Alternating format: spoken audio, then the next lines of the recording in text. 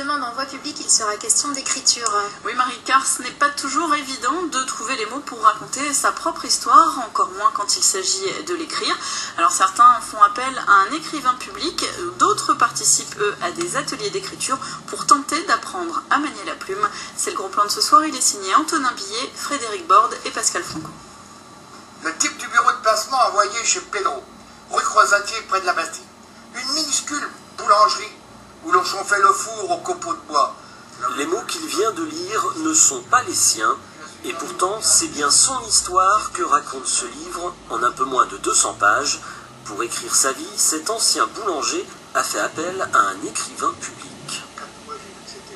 Je n'étais qu'à l'école que jusqu'à 13 ans, hein. Donc alors, bien, on parle peut-être assez bien, mais on fait des fautes aussi. Hein. Je n'aime pas ça, vous avez compris. Donc on a besoin d'un correcteur un peu. C'est lui qui a aidé Jean Brulfer à faire le tri dans ses souvenirs. Écrire la vie des autres, Sébastien Moreau en a fait sa profession. En 5 ans d'existence, sa société a édité plus de 250 livres. La plupart sont des biographies, comme cet itinéraire d'un gars de la boulange. La plupart des gens n'arrivent pas à écrire leur propre vie parce qu'ils n'ont pas de recul. Ils n'ont pas de recul sur ce qu'ils ont vécu. Et puis ils ne savent pas forcément si ce qu'ils ont vécu est bien ou pas. Bon, chaque vie vaut la peine d'être racontée, quoi. Enfin, quand on a 70, 80 balais, ou 90 ans, bah, on a quand même vécu des choses assez exceptionnelles.